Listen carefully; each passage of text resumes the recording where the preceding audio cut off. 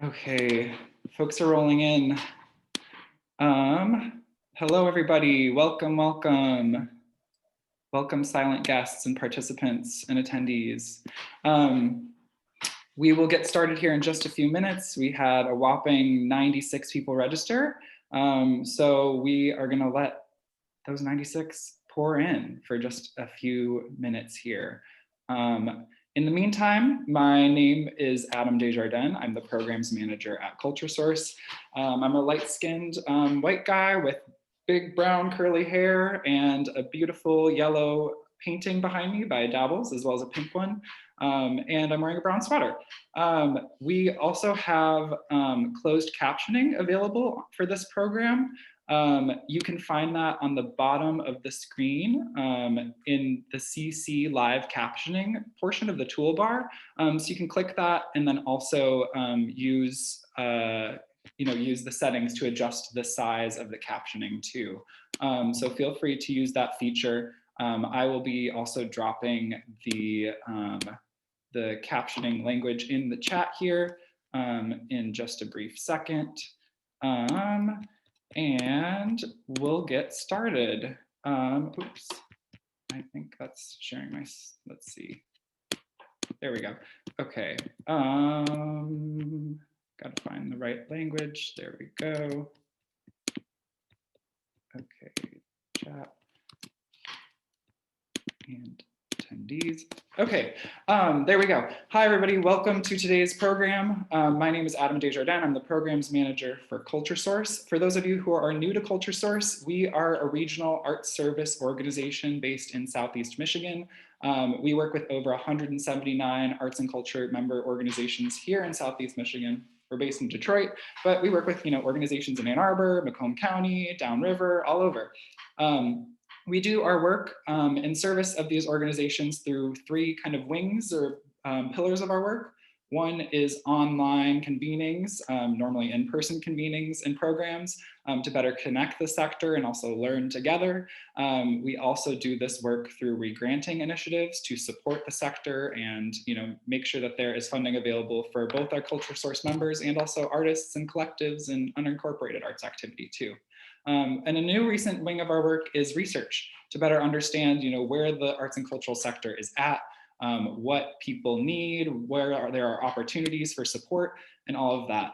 Today, we are really excited to kick off the Digital Access for the Arts program. Today, you're at the first online program of the Digital Access for the Arts program, which is developing a digital identity for your arts organization. I'm excited to kind of see where this program goes.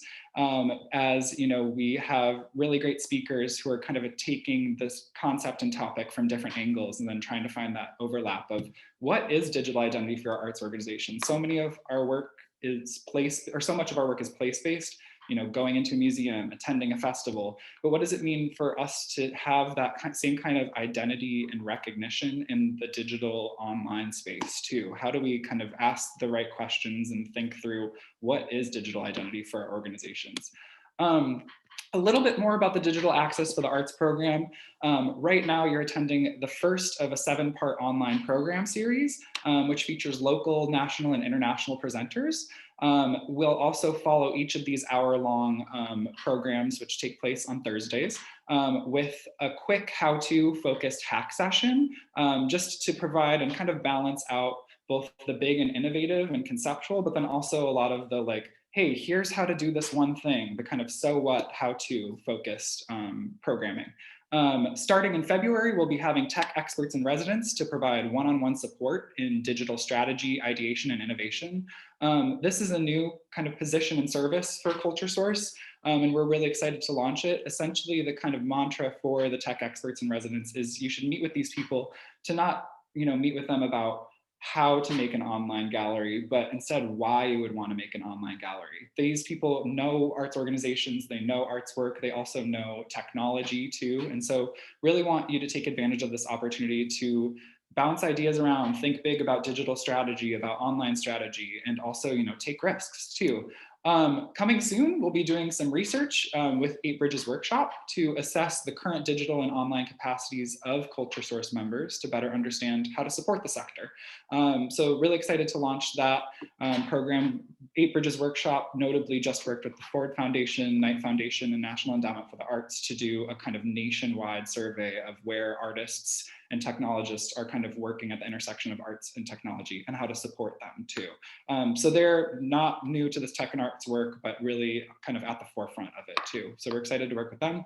And then next week on Friday, we'll be launching our funding initiative, a part of the Digital Access for the Arts program. We'll be awarding 16 $5,000 grants for CultureSource member organizations to make informed investments in sustainable technologies that enhance and kind of improve their digital and online work. So really thinking about what are the sustainable technologies that are relevant to your organization now, but also in like 5 to 10 years down the line too, and seeking support for that. All of this was not created in a vacuum and took many hours and planning sessions and lots of ideating with our partners at the Rocket Community Fund. We're really thankful for their partnership, specifically the community sponsorships team at Rocket Community Fund. So we really thank them for their support in supporting us and also their support of the larger arts and cultural sector as we kind of embrace online right now. Which is unprecedented and a very quick shift for lots of arts and cultural organizations. So we really appreciate them, valuing the arts and cultural sector and their support. Upcoming programs, immediately following this program at 1:15, we'll be doing our first hack session on captioning as an accessible technology. That one's really exciting with Ani. She actually just earlier today taught me how to caption our program. So I am learning alongside everybody else here. And I found, how she helped me really valuable. And she has lots of great insights. So please join us for that. I'll be dropping the registration in the chat. Tuesday on the 19th, we'll be doing office hours.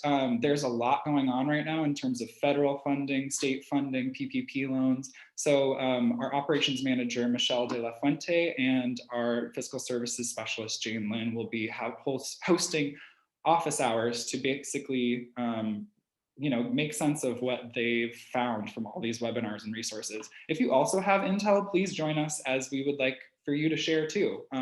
This is really kind of a sharing moment for better understanding how to support, how to access the federal and state support right now. Wednesday, January 27th, Paperless Accounting, Systems, Audits, and Trails with Erica Battle from GJC CPA.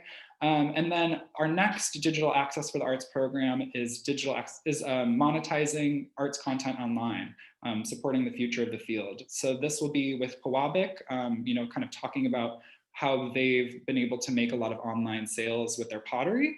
And then also, we just confirmed yesterday, the National Theatre from the UK, their head of broadcast will be participating to really talk about how they've embraced NT Live and NT at Home to really bring their productions online and how that has really shaped their work from here on out.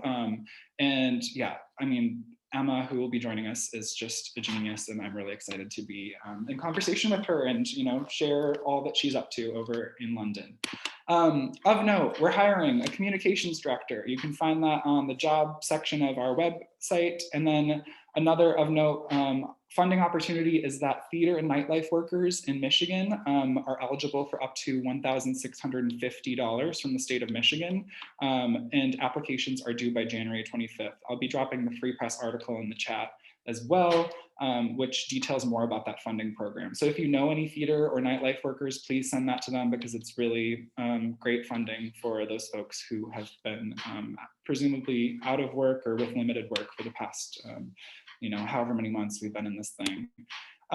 Also today, we'll have graphic recorder Yana Zaro joining us. She's will be presenting, what she's dreamt up and created as a part of this program at the end of the program. So we're really excited to have her here, kind of making our programs more creative and visual. And she's joining us from Ypsilanti. She's a graphic recorder and artist and activist, and is working on a lot of really great work in Ypsilanti. So we're grateful for her participation and partnership. Without further ado, thank you to all of our other partners who help support our work, and onwards with developing a digital identity for your arts organization.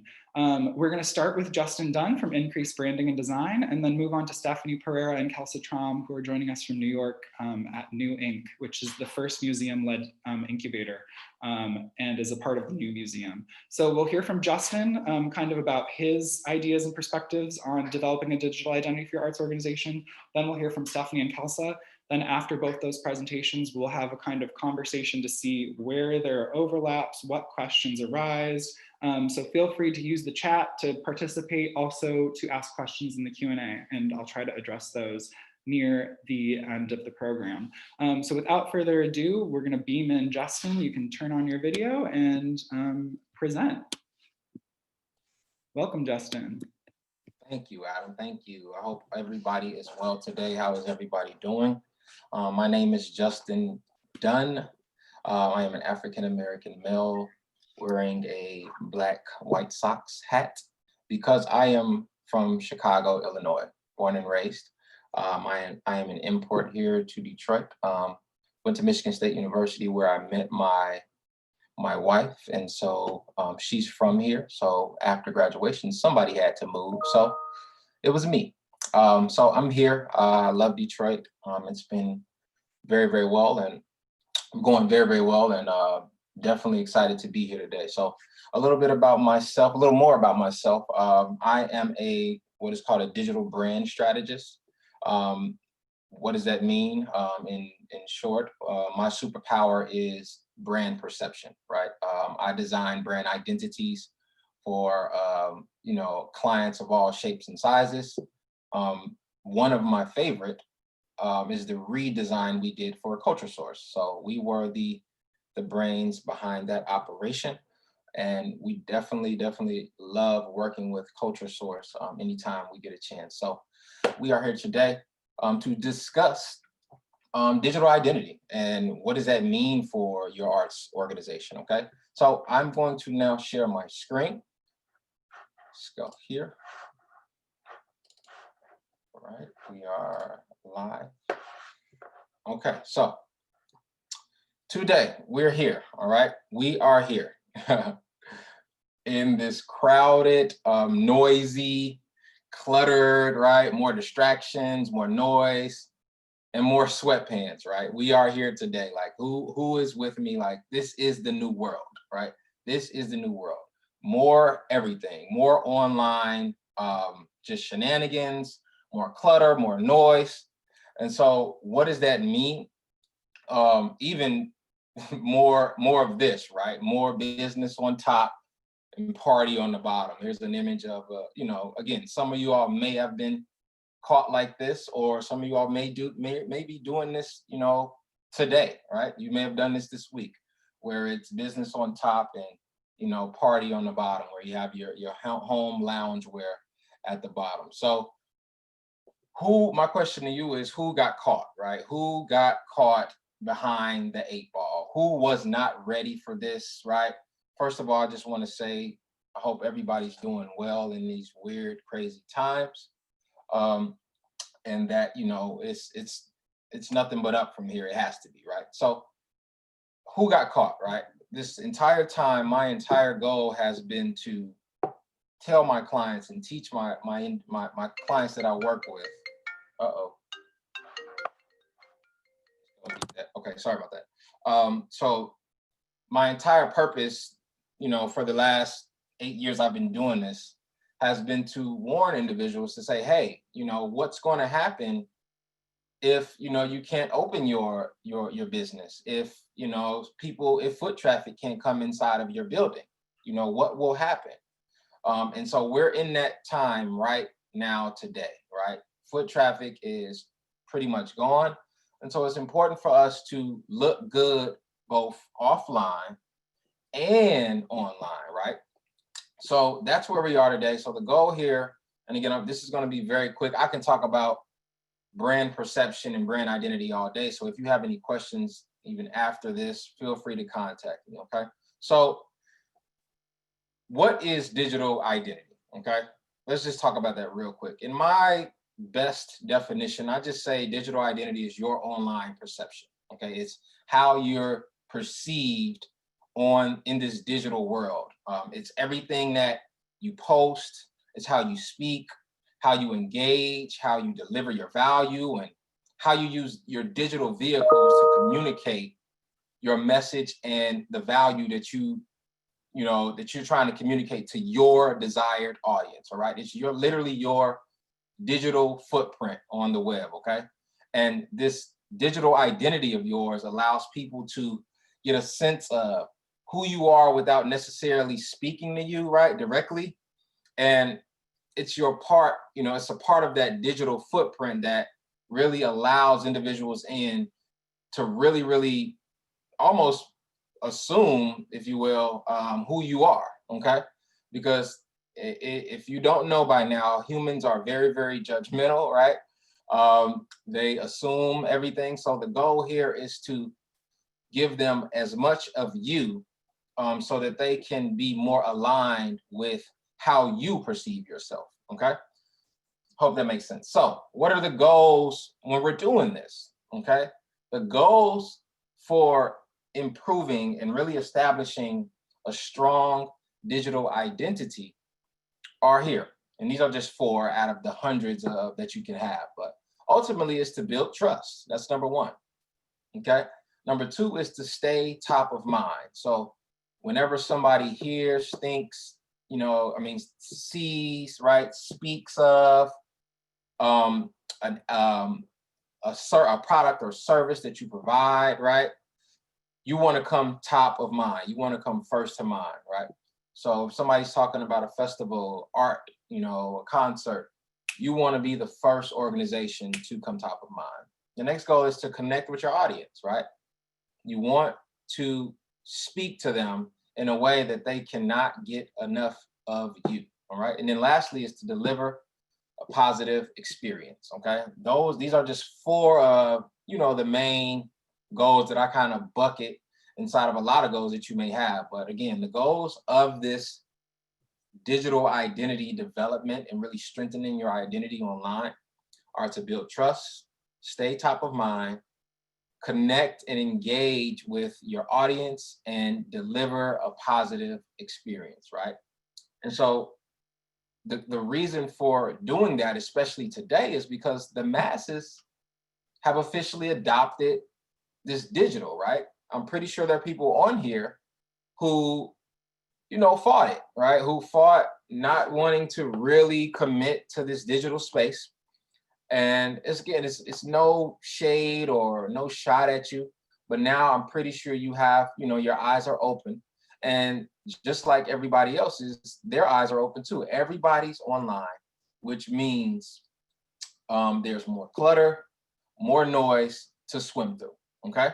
So the question is, how do you stand out now, right? If you thought it was tough before, it's double as difficult now because you have way more individuals who weren't quite perfecting their digital perception online, right? Their digital identity, but now they're making a conscious effort to be online now. So how do we stand out, all right? So I kind of broke this down in 3 different answers. It's really one answer, but the answer here is consistency, the answer is content, and the answer is frequency, okay? So let's hit on consistency. What do I mean by brand consistency, right? It's pretty simple, but the longer I've been doing this, the more I've noticed that organizations, nonprofits, you have, grassroots bootstrappers really do not have a locked in brand identity, right? Which leads to inconsistencies when they do speak and when they do show themselves online. Justin, what do you mean by that? Well, there are no guidelines or rules to really establish who they are first, okay? So it's important for us to ask ourselves the hard questions. And you all may have this stuff on your about page on your website, but are you really walking in it? Are you really staying connected and cohesive, right, with who your brand is? Okay, so what does that mean? That means establishing your brand's personality, right? How are you, how is your brand? If your brand was a person, because we all should be treating it like that. If your brand was a person, what is the personality of that brand, right? Is it fun and outgoing? Is it, monotone and serious, right? Or are you somewhere in the middle, right? The importance is that you stick to your personality, because your personality is going to dictate your tone, right? Your voice, right? How you speak online, right? All of these things should be infused inside of a consistent brand identity, all right? Next, so that's personality. What's next? Right? Let's talk about our logo mark, right? And again, this sometimes seems basic, but oftentimes I see organizations who do not even have a versatile logo mark, right? Every atmosphere, every space is not going to fit one logo mark, all right?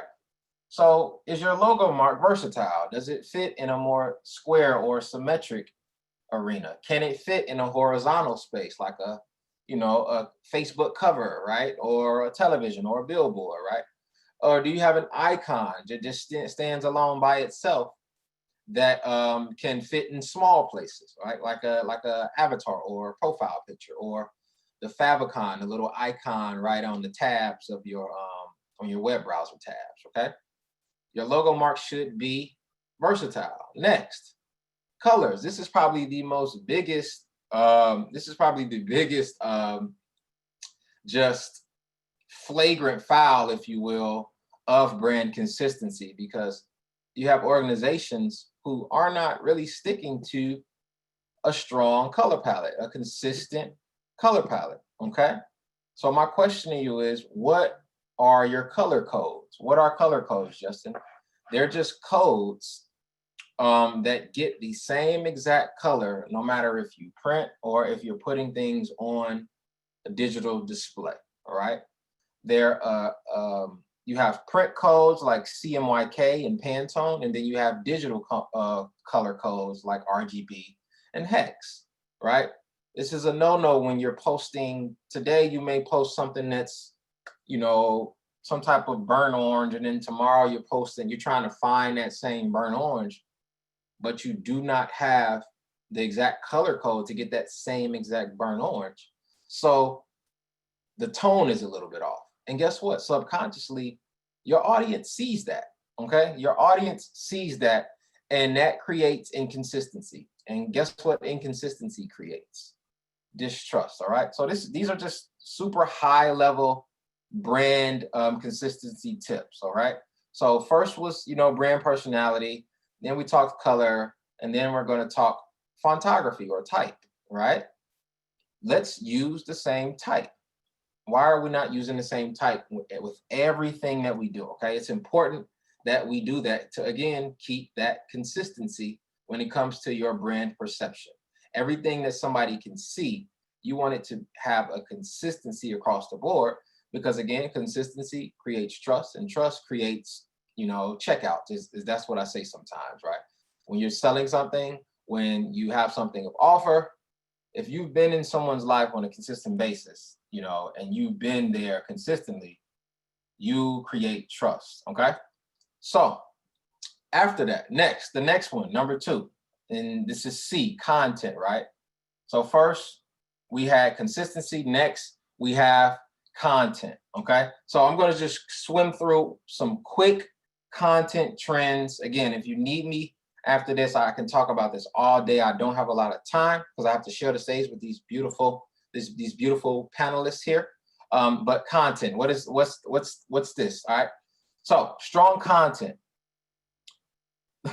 With you being online, this is the number one avenue or vehicle, right? That's going to build your trust or dismantle your trust online in this digital space. Okay. So I'm going to hit on just this short list here, right? The first thing, home first. What does that mean, Justin? You need to build an established space for your home first, okay? That is your website, okay? Your website needs to be a strong nucleus, right? It's the center that communicates everything about your organization, the things you're offering, the things you're talking about, the latest news, right? Home first. Why do I say home first? Because social media is the second largest vehicle, right? Social media is just breadcrumbs to get people back to your home, all right? Today, people are spend so much time on building on a rented space, right? What is the rented space? Facebook, Instagram, Twitter, LinkedIn, TikTok. All of these are rented spaces, okay? And the moment they go down, who can you speak to now? So it's so important to take care of home first, build a strong email list if you do not have an email list. And if you do have a large email list, you need to be catering to them, speak to them, okay? All right, home first. Next is user-generated content, okay? A lot of brands have adopted this communication strategy because guess what? People can't create as much content anymore. People are home, right? Making content. So it's smart for you to share someone or something, right? That is creating content on their own. It's smart to just share it on your own. So some individuals, some organizations like yourselves can find influencers that are doing what they love to do. If this relates and attaches itself to the type of audience you're trying to communicate to, reshare their stuff, right? Contact them and say, hey, we love this and we want to share it on our page, okay? That's a great way to keep the momentum going on social media, all right? Next, audio is booming, okay? Audio content is the new wave, right? This is a great opportunity, especially for all of my shy organizations or organizations who, don't really like the camera that much. This is a great place to gain attention, which is the entire goal, right, of social media, is to gain attention, okay? So shout out to all of my podcasters out there. Shout out to all of my Clubhousers, right? That's a brand new app, right? If you haven't heard of Clubhouse, it's a invite-only audio app where you have these virtual rooms that you can jump in and out of with multiple topics, right? So look up Clubhouse. That's a new app. It's not on Google Play yet or Android. So all of my Apple users, another point there for us, all right? Next, let's hit on nostalgia, right? Where's this nostalgic content, right? I don't know if you've noticed, but there are a lot of big brands out there now that are really starting to hit on those heartstrings and really jump into the fields of being younger again, right? So put us in those fields to get us to share that more, right? I think, who was that? I think Pepsi did like an ode to 90s ad, I believe it was. And it was just amazing because it was just talking about a lot of 90s stuff in there. People were dressed like it was the 90s, but it was very, very dope, okay? There's nostalgia gives this familiarity, right? And in these crazy times, these unpredictable times, we kind of cling to familiarity right now, right?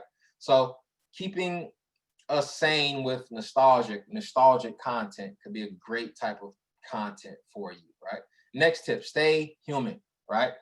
We don't like the corporate messaging. Again, with so much online today, we're tired, right? I know you are, right? No more corporate messaging. Let's start storytelling, all right? Let's be human about this, right? How do we do that? Personal branding, right? Who are the people behind your organizations, right? Who are the people who make your organizations run? It's a great opportunity to highlight them, right? A great opportunity to talk about them. These are the human stories that we like, right? Let's do some employee advocacy, right? Empower your employees. These are things, like behind the scenes content that we love, right? It's the same reason why we love bloopers after the movie, okay? Right? Let's be human. Let's stay human. And with that, number 6 is let's get conversational, right? Let's make content that creates conversations, right? You should be having ongoing conversations and ongoing relationship building to stay top of mind, okay?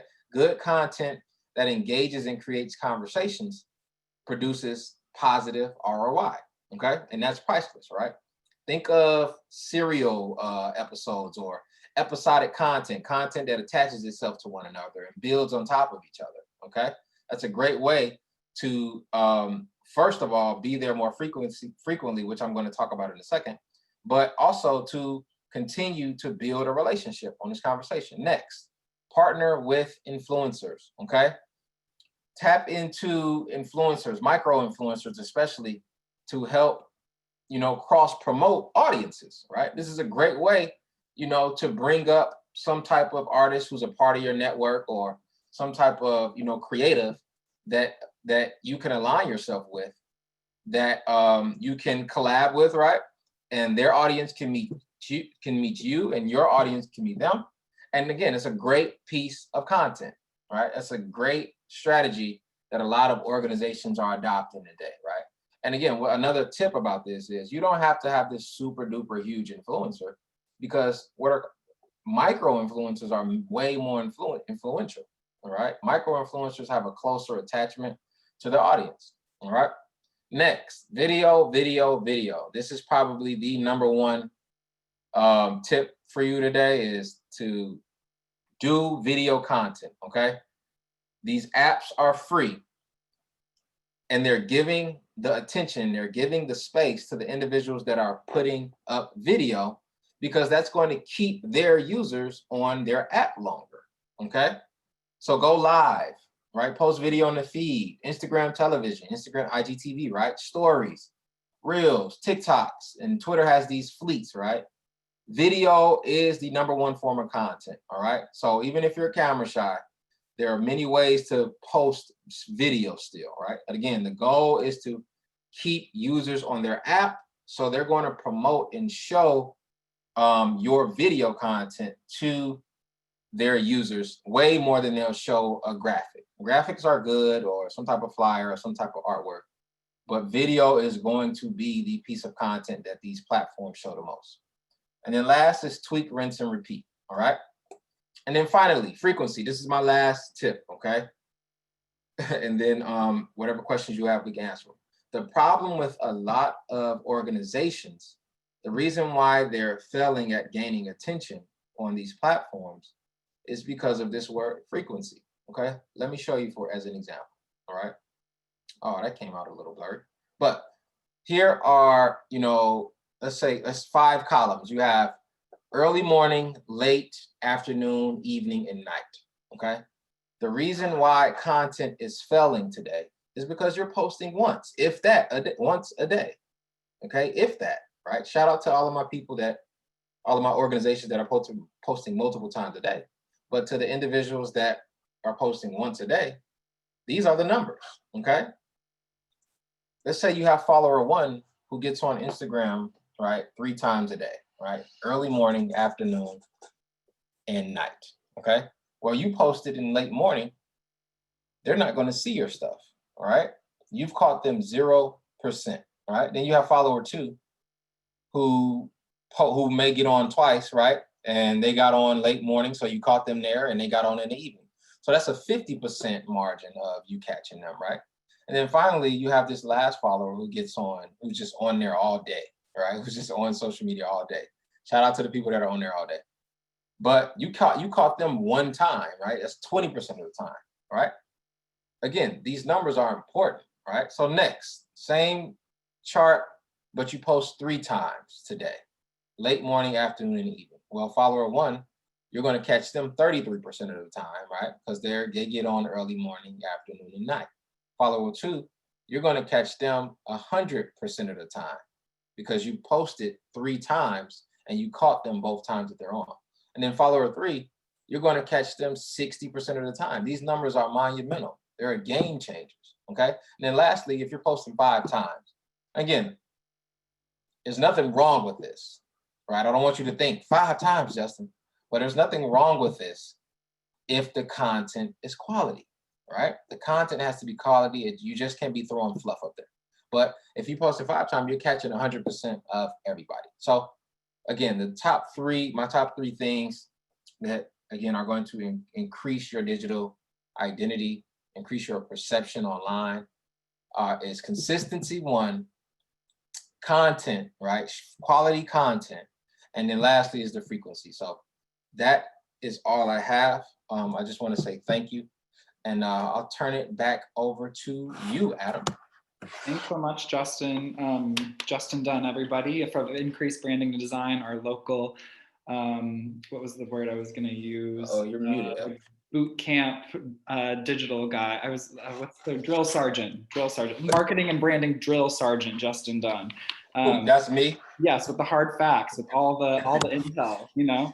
So thank you for kind of giving an intro about digital identity and thinking about the marketing and branding space, Justin. I'm going to pass it over now to Stephanie Pereira and Kelsa Trom from New Inc., who are beaming in from New York to give us kind of more of a case study example of how they're thinking about digital identity at their arts organization and also in their work too. So kind of shifting gears from branding and marketing to more, how do we think about this as an arts organization, as an organization who's also working with people who are working in tech and arts, and also as a part of a museum and so many other things too. So welcome, Stephanie and Kelsa, to Southeast Michigan, and looking forward to having you here sometime soon. But yeah, take it away, and then afterwards we'll follow with conversations. Again, people feel free to use the Q&A to ask any questions and jot them down. That'll help inform the conversation afterwards too. Hey everyone, so nice to be here with you. My name is Stephanie Pereira. I'm the director of New Inc., and I'm here with my colleague, Kelsa Trom, who's our head of programs. Justin, thank you so much for that primer in digital identity. It was really great to hear you talk and share your expertise. I made some notes. I think it's also a perfect complement to how we wanted to approach this little case study for you all. In fact, one thing that we think about a lot when we think about digital identity is we recognize that resources are not always, what you want them to be. And so how do you make the most with what you have? So we'll go through, I'll quickly introduce to you a little bit more about New Inc., how we operate, and how we've sort of addressed these or thought through these questions, particularly with the recent COVID challenges. And then Kelsa will talk to you more specifically about how we've adjusted our program. So again, taking this digital identity question from a different angle, I think I really enjoyed some of the questions Adam put to us as we were prepping for this session and thinking about what does digital identity mean to you? Who is your audience? I expanded it as I was thinking about it more in terms of also what is your mission and what are your resources? And I think I started to get to this place where I thought about this question: how might your digital venue function not as a bullhorn or a band-aid, but as an authentic expression of your mission, values, and programming? So I think, as Justin was just describing, it's really important to know who you are, what you stand for, why it matters, and have that all sewn up really tightly in an identity, right? In a graphic identity that you can frame your work within, and then bring to what I've now called a venue. Your venue might be social media, your venue might be your community program, your venue might be what we're all gathering here today in a Zoom chat. I think you could think about digital venues in lots of different ways. And I think no matter what, however you define that digital venue, it's really important to lean into these questions of who you are and what your digital identity means to you and why you're doing it, right? So why is this important to you? Is it you have to do it? Is it essential? Is it a nice to have? Is it something you'd like to do? Is it to more closely connect with your audience? I think it's really important that as you explore your digital identity, that you always ensure that the work you're doing is an extension of your mission or vision or values. That the work that you're doing is also audience and community centered. So I think, Justin's examples of audio is booming and it's just wonderful and very true and been really fun. I'm someone who spends a lot of time listening to content rather than looking at content. So understanding who is your audience and what do they want? Where are they? Where do they gather? For example, at New Inc., our community is very heavily on Instagram. So when we think about our social media approach, we do think about Instagram, but our community is also, around on their computers all day. I'll tell you more about who they are in just a moment. So we also think about how we reach them, and in terms of not just social media, but more broadly in terms of digital venues. And then getting to this idea of venue again, I think it's not only understanding what is most suited for your audience, but also, again, going back to this question of your program and your mission. So I wanted to frame for you up, because we're kind of taking this digital identity question and moving it a little bit away just from a social media conversation and into a broader conversation of how you show up in digital space. So I wanted to frame for you that idea before I introduce New Ink. So very quickly, New Ink is the new museum in New York City's incubator for people working at the intersection of art, design, and technology. We're a membership program. Every year we do a big open call. We recruit about 100 people to the program, and it's this community of artists, designers, technologists. The core team since April 2020 has been just 4 people. And you'll see that we don't have necessarily, as I just pointed out, we don't necessarily have a social media person on staff. We are lucky in that we get to lean on the new museum's social and communications team for things like PR, marketing, and stuff like that, but largely we're on our own. So we have about, we have the support of, our boss likes to say we have the support of a quarter of a social media person. So the way we've thought about digital identity in this past year critically has not been in the social realm. As I mentioned, we recruit about 100 members each year. Our year 7 community is roughly 63% BIPOC, 59% women or identify as gender nonconforming. We do have an international community, so we're at about 15% this year. And I think really important to note is that our community is also what we refer to as anti-disciplinary. So they're not just artists, just designers, just choreographers. They're all of those things and none of those things. Which gives us a lot of latitude in how we sort of lump them all together in this like creative thinker, the creative doer mindset. I'm sure that sounds familiar to a lot of you on this call, as it's, I think, a trend. In a typical year, and I very purposefully included pictures from our workspace because Kelsa, this must feel nostalgic for you to see them. We haven't been in this workspace since March 2020. So it's been a long time since we've been here. In a typical year, we gather our community of members in a shared workspace. And in that workspace, we provide mentorship and professional development. This year, since March 2020, we have not been operating out of our workspace, and we've been solely operating virtually and on the internet. So we've been thinking a lot about digital identity and how we situate ourselves online in a way that is an expression of our values and our mission. So since COVID, we've had a lot of challenges. We've had to think about how do we define our program without desks? I think that a lot of people, up until last year when they said, oh, I know New Ink, it's that space at the new museum. I know someone who works out of there. I've been there. People really were very oriented to our physical space. So one of our big challenges also was to define a new space. What is our new venue and mode for gathering online? We also are really interested in using this as an opportunity to discover new things, new ideas, expand into new venues, digital venues, and also test new tools. So it's been great to have the closed captioning aspect of this program. We've also been testing different opportunities for accessibility and inclusion. We're also really interested in new modes for collaboration and connectivity through these online venues. And then in that spirit, we've been really excited to be able to use this time to redefine our modes of working and place more emphasis on digital communication. So it was really interesting. One of our big sort of aha moments last spring as we were doing this work was, and this came out a lot as we were doing our interviews with prospective members. In previous years, we've been able to sort of like lean back and really lean on the fact that we have this incredible physical space. We haven't had to work, overly hard on a lot of our communication stuff because we would see people around. We'd be like, oh, hey, you coming to that thing? Are you doing that thing? It's so great to see you. What are you up to? And now we've had to be a lot more intentional about the different venues for communication, whether it's newsletters or Slack or Zoom, for example, how we're connecting with people, what we're sharing with them when, just being super intentional, all things that we should be doing always. So it was a way for us to really double down on those efforts. And then I included this picture from our Instagram from right when we launched our open call last year. It was in early March, just before COVID really hit the US with full force. And I feel like, interestingly, it's like a great example of, I feel like, what New Ink was at that moment. We made a series of these Instagram stories. They were pre-recorded, they were situated in space, they were sort of members just telling, you know, sort of essentially sharing testimonials. I think since then, the way that New Ink shows up online is a lot more people-centered, a lot more dialogue and discussion-centered.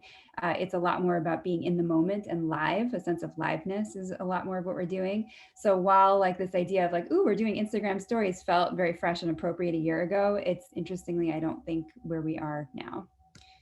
And then before I hand it off to Kelsa, because I just gave you probably a very surprising approach to digital identity, I did want to just give you like a very quick sense of some of the creative ways that our artists and member community has been thinking about this digital identity question in the last year. I mean, they, like us, have all been you know, stuck at home in our living rooms and wondering how our work now is going to show up in the world. One thing we saw was a lot of our artists expanded their tool sets. So a lot of them started exploring things like Unity and sort of getting deeper into the online rendering and presentation space. Some of our members curated some pretty extensive either online performance or online exhibitions using widely available tools like Mozilla Hubs. Some of our members also experimented with premiering their work on venues like TikTok or Instagram. So one of the artists in our program, Ziyang Wu, had a 9-part video series that he used the opportunity of being stuck inside for many months on end to develop.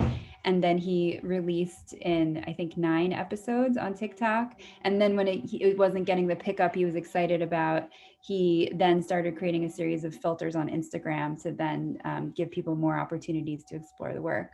Another one of our members wrote a completely original series of experimental writing and created images to go with it online on Instagram. She actually has won a couple of awards, and this work has been picked up to be presented in festivals. So this kind of moment of like, what do I do? I'm a theater director, I'm a theater writer. How do I show up in this moment? Has been great. And then people have been developing a lot of applications. So thinking about like, you know, whether it's web apps or app apps, people have been doing that, and it's been really great to see. And I guess the final example is a tried and true one, and I think really leans on what Justin just shared around leaning on your network. So New Ink, for example, was invited by the Onassis Foundation, who was in a position of repurposing their entire production budget for what it was meant to be a major theater production. They redistributed that money through a series of micro grants to artists who were creating work in the conditions of quarantine and lockdown.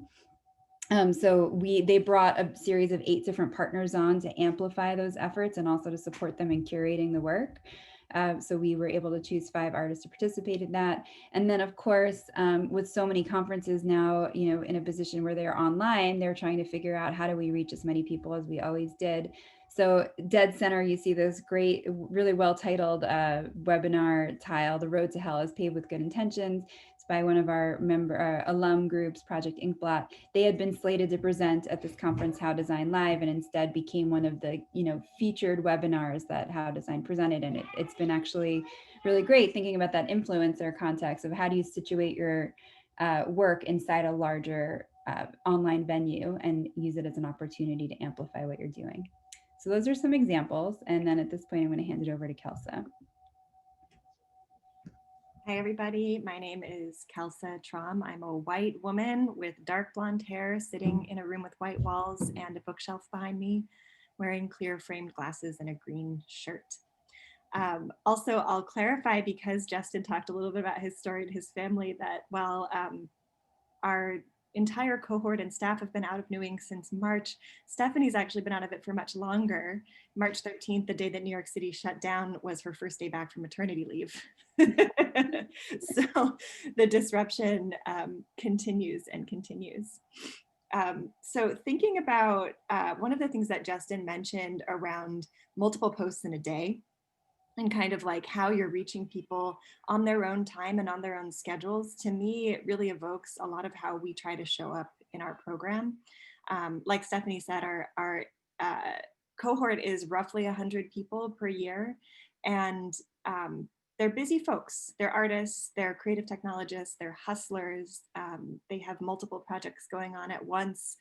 And for us, our task is to be a source of community, a source of learning, and a source of ongoing connections to the art and culture hubs in New York City. And in order to do that, particularly when we went online, this is a little bit, again, a departure from specifically thinking about branding and marketing, but around reaching humans. We were very committed to this idea of creating as many inroads as possible.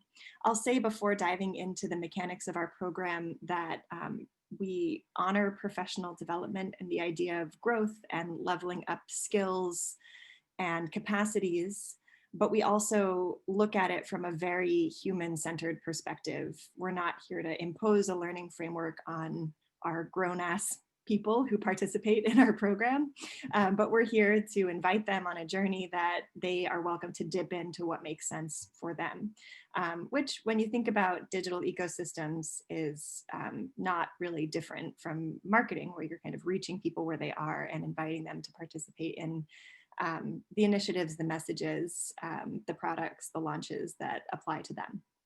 Next slide. So we have entered this program they've basically since March, and then we initiated a new cycle of cohort members back in September in a model that we're calling virtual first. And for us, this is a phrase that's getting thrown around a lot in especially the world of technology. It means maximalist. And maximalist, the max part of that is really on us to execute, because the goal is to create as many entry points as possible for people in the program. So while we're kind of offering a swath of options that involve large format workshops where we might have 50 or 60 people in a Zoom room together, not unlike today, or smaller opportunities to gather in groups of shared creative practice or groups of shared problem solving, or opportunities to share and critique work with each other, or opportunities that are purely social, and then. All of these are a slate of options that we make available for people to choose what works for them, what's not going to overwhelm them schedule-wise and in terms of like the amount of time they're spending in front of the screen, and what they need, where their needs are on a given day, knowing that the world is evolving, the state of the crisis is evolving, and people's energy is, on a constant continuum of response to what's happening in the world. Our curriculum is flexible and adaptable, meaning that, we have some folks who enter our program who are at a pretty mature state of business or practice, and we act as amplifiers for them. We help make connections. We help them to push their work to the next level. We also have people join our program who are pretty green or who are starting something brand new. And we're also there for the kind of 101 moments or the initiation into thinking about business and sustaining their work in the early stages as well. And I think we can move on to the next slide. So to think about what some of those modes of engagement look like, and again, this is really specific to creating a learning environment, but again, trying to find the through line with what Justin was saying, being conversational is, I think, a very important lesson that carries over in large format initiatives like what we're doing at New Inc. And in digital engagement more broadly. So we kick off our year typically with a really explosive and exciting 4-day immersion into our thinking, our philosophy, our theory of learning that we call camp.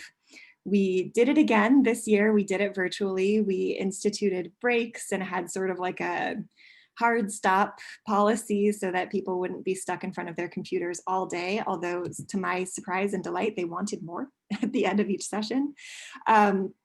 Little screen grab from one of our speakers, Pi Isis Ankara, who's was in the house talking about time management and safeguarding yourself and your spirit while bringing your business to the next level, specifically in light of personal boundaries and understanding capacity when the world is going up in flames.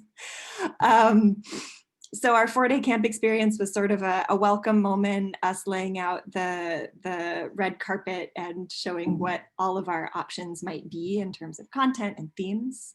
As we've continued to navigate the year, we still come together as a big group, but it's pretty infrequent. This is an important pivot that we made when we went virtual. We used to have a monthly gathering where everyone would come together for big workshops, large format gatherings, for like a full day each month. We've pared that down to once a season. So we had an intensive in the fall, we'll have one in the winter, we'll have one in the spring, and that's it. And the idea with that is, I think with a lot of digital offerings, there's so much out there. Justin made the point that like we're all on our screens all the damn time. And if you create a little bit more allure to an event by having it less frequently. So that's sort of the thinking with paring back our large format hangs. And we've kind of supplemented our curriculum and our way of helping people accomplish their goals and achieving outcomes through putting them in smaller groups of, we call them working groups. They're basically work groups that work through a specific challenge.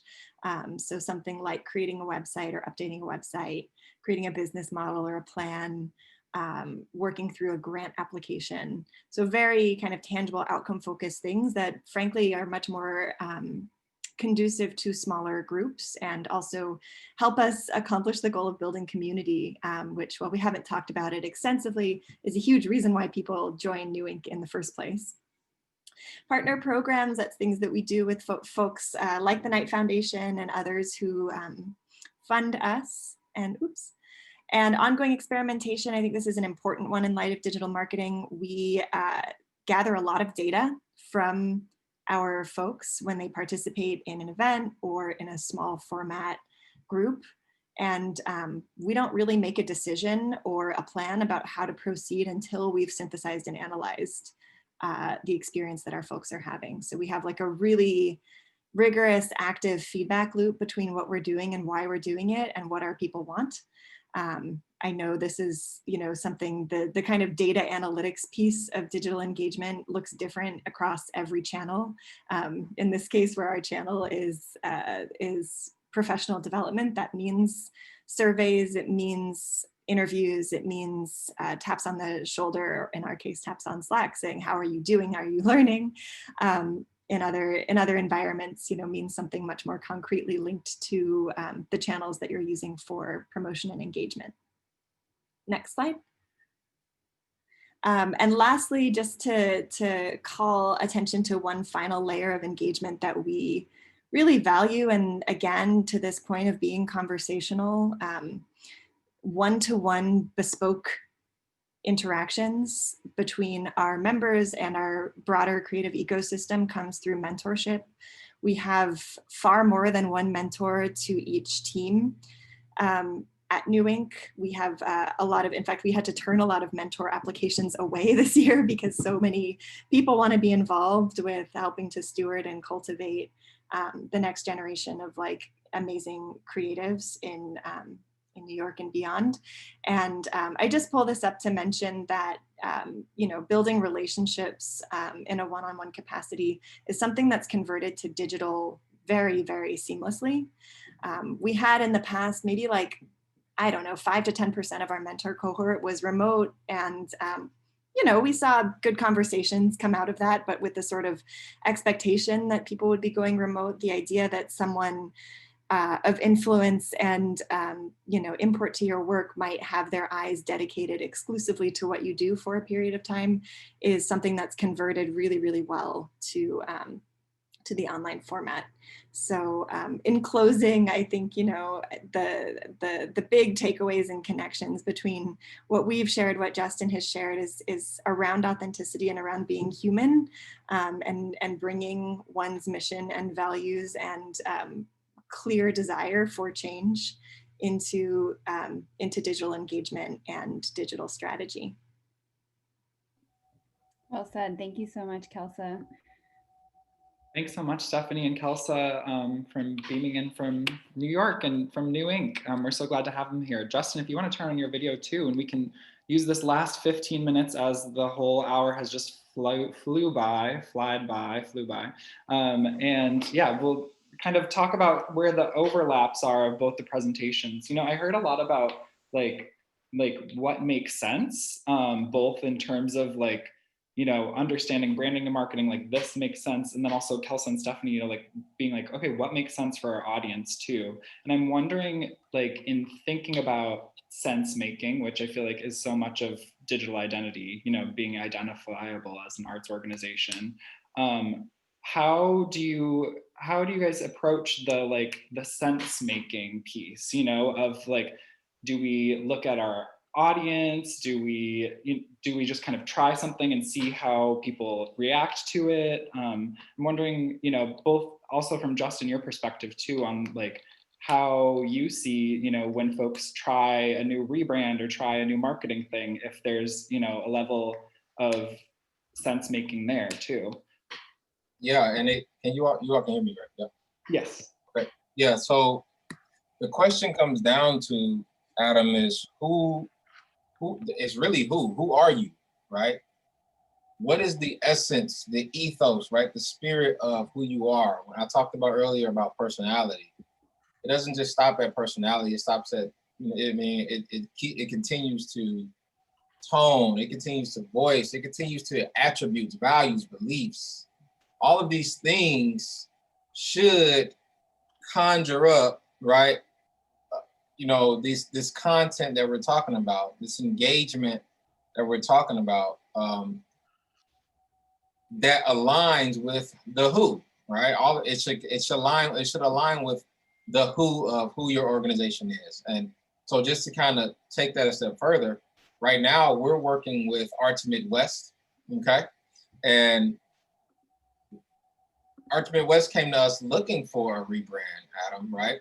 And so they saw what we did with CultureSource and they were like, hey, you know, it's time, right? And so through a series of difficult questions, difficult exercises, a lot of uprooting, right, that we had to kind of run them through, we established, you know, this identity that who Arts Midwest was, right? We established, you know, answers and values and beliefs and, you know, ideologies for the organization that put like it was like so good. It was the findings were so rich, right? We squeezed so much juice out that they were then questioning the name. They're now questioning if they need to change the name Arts Midwest now, because we did so much good digging, which is called brand strategy, right?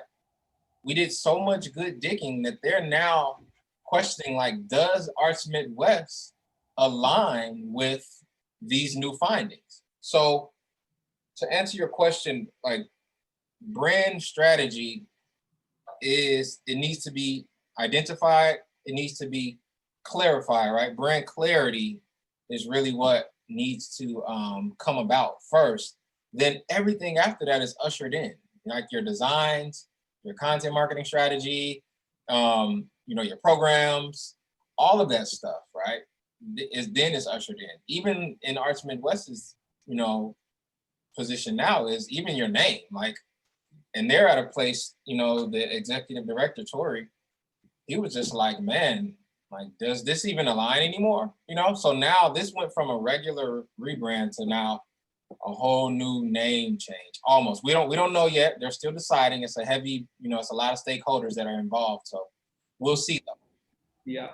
Yeah, I think riffing on that again, for us, one of, you know, around our brand and who we are, we've, as Kelsa said, and I shared as well, that community is a big part for us. So we're always stress testing in terms of the environments that we create and how we welcome people in. you know, how is it being received by our community? And yes, Adam, as you said, we take it as it comes. We're always, in fact, like whenever we're doing Zoom events, we have a special channel so that we can chat amongst each other to say like, oh, look who turned up today. Look who's engaged today. Look who's not engaged today. Oh, wow, the chat is super active. Or like, oh, did you catch that, you know, that sort of meta thread happening there? How is that influencing the next step? So I think listening is really important, but as Justin said, it all has to come from this like real deeply rooted sense of your identity. And I think I also just want to like underscore, maybe I didn't even say this properly before, but we're almost like intentionally not aggressively invested in our social channels because community is such a core value for us. And so the fact that we know who our people are, we have these members, alumni, mentors who we're so deeply connected with, we've decided in terms of our social identity to really invest in programs like Slack, in our MailChimp newsletter, in our like Slack is a big part of what we do. And then we use really our Instagram and other social stuff for just that broadcast mode, just to represent and celebrate. But that, again, it all comes back to this, as Justin was saying, this core brand identity. Who are we? What do we stand for? And how do we make decisions about how to show up online from there?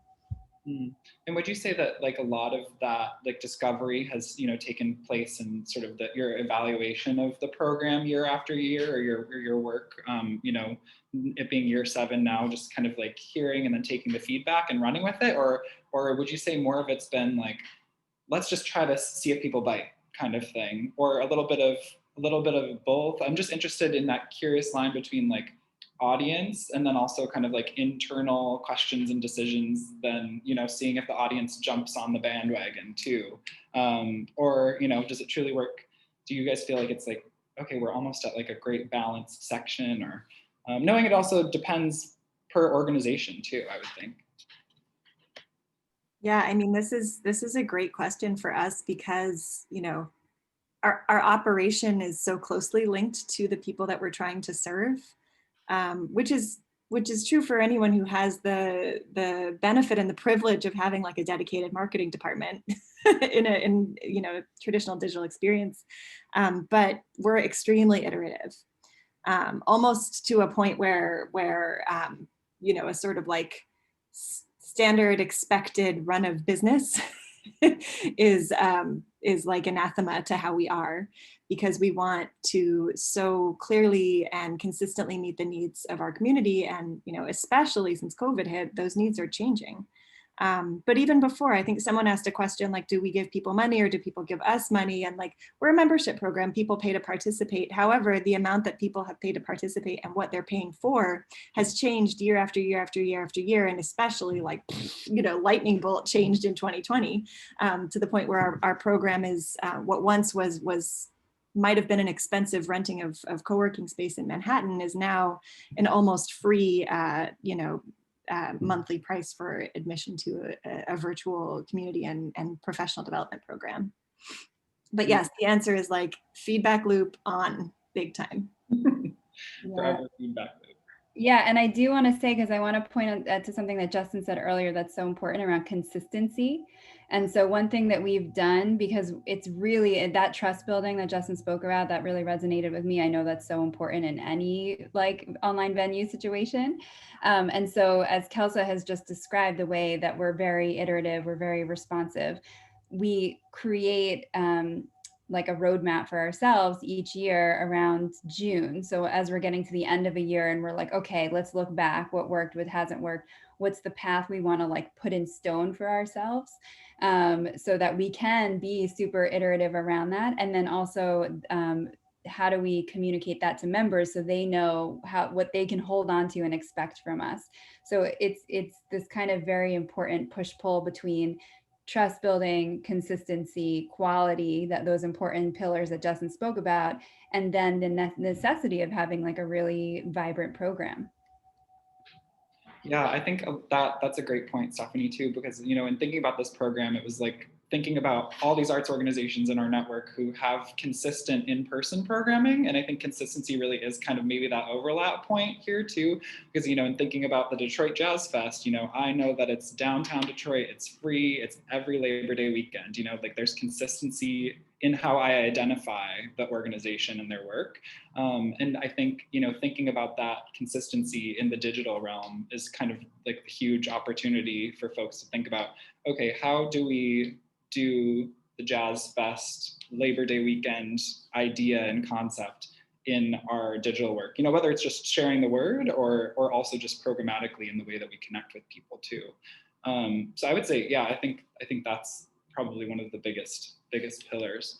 I wonder, just because we're wrapping up here, I wonder if you could all just try to tackle this last quick question about how you understand how you are online, or what it means to be identifiable. And maybe both from an organizational level, but also maybe even with personal at mind too. You know, how you think of what it means to be identifiable online. If there's like kind of like one, what's your kind of motto of that, or your biggest sort of like, I think this is it. It's a tough one too. Mm-hmm.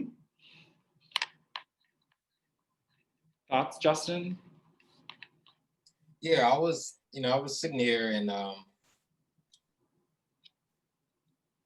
it's important to stay true to who you are, who your organization is, and that needs to then attach itself to who your dream ideal audience is. Who are the people who you're helping? Who are the people who you are providing value to, whether that be inspirational, motivational, entertaining, right?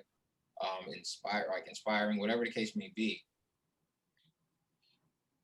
Those two dynamics need to effortlessly, right? Because this thing needs to be fun still, right? Even though it's work, it needs to effortlessly fuse. Those two things need to effortlessly fuse together. What I feel like being identifiable is being relatable to me. Like, it's something that say, hey, this guy, this gal, this organization, they provided so much value to me that psychologically I feel like I owe them, almost, right? It's almost, I call it the Oprah effect, right? Oprah's giving away so much, right? I'm not talking about material things. I'm talking about stories. I'm talking about joy, tears, laughter, right? So much emotion. She's giving away so much of that for free. The very moment she says, go buy this book, is gospel, right? It's like, whatever you say, Oprah, you know, you've given me so much, right? And that's what I feel like that's what being identifiable is to me. It's providing so much value to the right audience at the right exact time, to whereas they just subconsciously, right? I'm a Mac head. I'm an Apple guy. Like, if you can look around me, like, I'm on a Mac. It's a MacBook in front of me. I had the AirPods in. You see the watch. You cannot tell me anything about an Android. Why? I couldn't tell you why, but subconsciously, they've made me align my life around them, right? Because they've been so good to me, right? And that's just what good brand development is. It's really getting into the subconscious of your audience, because you provided so much value. You've made their lives so much better. You've given them so much, to whereas they're just like, where do I sign up? You know, they graduate from just being a follower to a real fan, from a fan to an evangelist, right? To them like singing your praises. So that's my answer to that. I hope that helped. Any final thoughts, Stephanie and Kelsa, before we turn it over to Yen to share her graphic recording real quick? I love that answer so much. And I think that, like, to pare it back you know, for like the smaller shops or smaller orgs that are like, but what is like, how do I show up online? I think it's that combination of affinity, like the love that Justin was just talking about, and also like just like coherence. You know, are you if I ask person A on the street, do they know what you are? And they found you on Instagram, somebody else found you on your website, are they going to say the same thing? Right? Is the response and the sort of human resonance of your brand going to land the same with different people in different contexts? To me, that's showing up online. Love that. Yeah, and I guess I'll add, for our annual open call, we do a bit of design discovery to figure out what does that look like, right? What is the visual identity of how the open call shows up on the internet? And a big part of that identity and discovery process is like, again, who is New Inc? What do we stand for? What matters? All those things. And then trying to make sure that all that stuff, all that flavor, all the sort of the creativity, the experimentation, the people, we also do like co-created values each year. So we'll look at those sometimes. How does all that show up in the visual identity that we're using to frame up everything that we post during our open call period? And it's not the good news is it's not like rocket science work. It'll be, if you know who you are, I think it's pretty easy to get to the next step about understanding what you should feel like to people. And then being, I think, again, the consistency thing is key. Love it. Thanks so much, Stephanie and Kelsa, for joining us. Justin as well for being here and helping kind of hybrid mash this all together and thinking about digital identity. Yen, if you want to just share your screen real quick of what you've come up with, and then we'll close it out and move on to the captioning program. Absolutely. I'm going to share Justin's first. Thank you for allowing me to be part of this incredible sharing. Here we go. This is Justin's. Wow, I love it. That is amazing. There is so much content, so it's a little packed in there. I love it. And amazing. This is Kelsa and Stephanie's.